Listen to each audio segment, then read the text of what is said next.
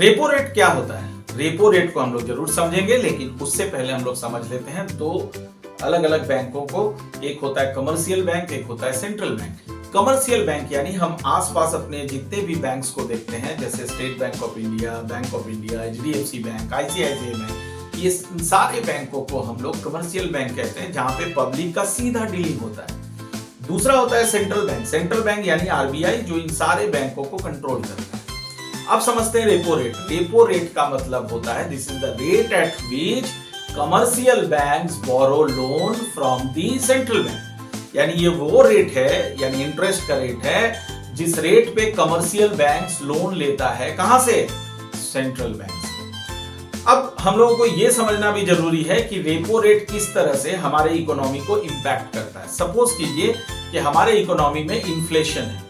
Inflation यानी average price level of commodities काफी बढ़ा हुआ है, उसको इन्फ्लेशन कहते हैं, जो अमूमन हर साल 5 से 6% के बीच में ग्रो करता है। तो अब सवाल ये है कि अगर मुझे इन्फ्लेशन को रोकना है, यानी हर चीज की कीमत बढ़ी हुई है उसको रोकना है, तो रेपो रेट का यहाँ पे क्या रोल है? तो उस वक्त आरबीआई क्या करती है? रेपो रेट को बढ़ा देती है।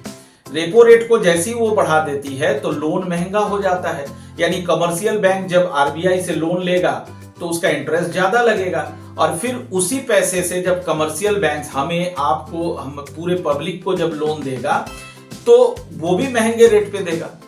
तो अगर लोन महंगा हो जाएगा तो पब्लिक लोन लेना कम कर देगी, और जैसी पब्लिक लोन लेना कम कर देगी तो पब्लिक का जो कंजम्पशन पावर है, यानी उनके खरीदने का जो पावर है, वो गिर जाएगा। यानी मार्केट में चीजों का डिमांड कम हो जाएगा, और जैसी मार्केट में चीजों का डिमांड कम हो जाएगा तो ऑटोमेटिकली इन्फ्लेशन कंट्रोल हो जाएगा। इस तरह से रेपो रेट इन्फ्लेशन को कंट्रोल करता है। दूसरा, इन्फ्लेशन के अलावे हमारा जो इकोनॉमिक ग्रोथ है, यानी हमारे जीडीपी को रेपो रेट कैसे कंट्रोल करता है?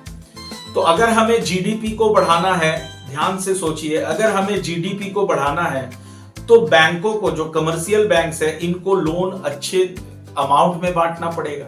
यानी इन्हीं के दिए हुए लोन के पैसों से हमारा जो कॉर्पोरेट वर्ल्ड है वो चलता है, वो अपना प्रोडक्शन भी बढ़ाता है।